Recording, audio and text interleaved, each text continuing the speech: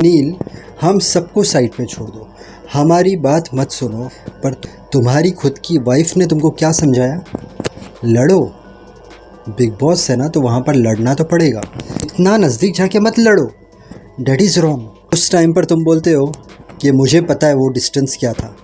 नील, तुम है ना बहुत पास आ गए थे अंकिता से, और इतना पास आके तुमको लड़ना, डैट इज़ रॉन्ग। हाँ, तुम्हारी कोई जेंट्स के साथ फाइट हो रही है, जेंट्स के साथ झगड़ा कर रहे हो, तब तुम इतना पास आ जाओ ना। ये ना छाती से छाती भी क्या है ऐसे करो ना, कोई ना नहीं बोलेगा।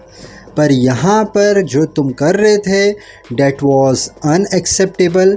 तुम अंकिता के एकदम पास आ गए थे। मैं ये नहीं बोल रहा हूँ कि अंकिता राइट या अंकिता रॉन्ग, मैं ये बोल रहा हूँ कि झगड़ा करो, बिग बॉस में कंटेंट देना ज़रूरी है, पर इतना पास आकर करना, डैट इज़ रॉन्ग। और विकी, जब अंकिता के वो एकदम ऐसे पास आ गया था ना, तब यू नीड टू एंटर।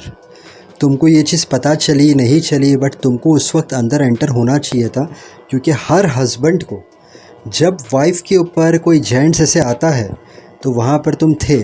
तुम्हें आके नील के साथ झगड़ा करना चाहिए था। ऐश्वर्या जो है, जब इसने अंकिता ने नील को आंटी नंबर 1 बोला, तो ऐश्वर्या ने क्या बोला? तू मेरे हस्बैंड को आंटी नंबर 1 और ये सब बोलेगी तो मैं तो बीच में आने वाली हूँ। तो वैसे विकी, राइट टाइम पर अपनी वाइफ के लिए बीच में और कोई चीज़ के लिए नहीं आना है, ठीक है, बट वो जिस तरीके से अंकिता के ऊपर आ रहा था, उस वक्त तुम्हें आना चाहिए था। दोनों, नील और अंकिता, दोनों एक दूसरे को बहुत ज़्यादा गलत बोल रहे थे। दोनों का पिच हाई था। वो भी उसे पोक कर रही थी अंकिता, ऐसा नहीं कि वो पोक नहीं कर रही थी। वो बाहर निकली, डरपुक बोली, उसके बाद ही नहीं लाया। अरुण को नॉमिनेट किया मन्नरा ने। अब मन्नरा ने ये सोचा कि इसको तो मैं भाई भाई बोलती हूँ, तो मैं अच्छी तरीके से इसके साथ बात कर लूँगी, कोई तकलीफ़ नहीं होगी। पर मन्नरा, अरुण है, अगर वो चले गया तो हमारा बोलने का मतलब था कि वो कंटेंट नहीं दे रहा है। अरुण और तहल का बहुत सारा कंटेंट दे रहे हैं, तुम उनके आसपास नहीं हो, इसलिए तुम्हें पता नहीं चल रहा है। कॉमेडी से लेके वो जो वन लाइनर रहते हैं, अरुण एक अलग स्टाइल में बात करता है, तो तुमने है ना डिज़र्विंग कैंडिडेट को फालतू में नॉमिनेट किया। मुझे खाली नहीं, अरुण तो नहीं जाएगा, रिंकू जी जाएंगे तो ठीक है, बट अरुण जाना नहीं चाहिए यार, और अरुण को नॉमिनेट नहीं करना चाहिए था मन्नरा। उसके बाद अंदर मन्नरा, तुम्हारी और अरुण की बातचीत चल रही थी। मन्नरा, तुमने क्या बोला अरुण को? एक नॉमिनेशन की वजह से हमारे रिश्ते में प्रॉब्लम आ सकता है। तो अंकिता ने उस वक्त क्या बोला? रिश्ता भी बोलती है और नॉमिनेट भी करती है। तो तुमने क्या किया मालूम है? Shut up. तो अब मैं तुमको एक बात बोलता हूँ, जैसे मैंने कल भी बोला था, मैं ये नहीं बोल रहा हूँ अंकिता राइट ही थी, मैं ऐसा नहीं बोल रहा हूँ, पर मैं ये बात बोल रहा हूँ डैट तुम है ना, बहुत सारे टाइम देखा गया है, बहुत ज़्यादा डिसरिस्पेक्ट करती हो। तुमने और एक चीज़ क्या बोली मालूम है? तुम जाओ मेकअप लगाओ। अरे मेकअप उतर जाएगा, मेकअप लगाओ, इसका मतलब क्या होता है मालूम है? अंकिता, तुम बिना मेकअप के अच्छी नहीं दिखती हो, जाओ मेकअप लगाओ, नहीं तो मेकअप उतर जाएगा। क्या है? हाँ, क्यों डिसरिस्पेक्ट क्यों करना? और तुम्हारा जो टोन है ना, नॉट राइट, तुम्हारा टोन अच्छा नहीं है। तुम्हें बार मुनावर ने भी वही समझाया डैट मन्नरा, तुम्हारे टोन पे तुम्हें ध्यान देना पड़ेगा। और देखो, मैंने बोला ना ऊपर वाला है।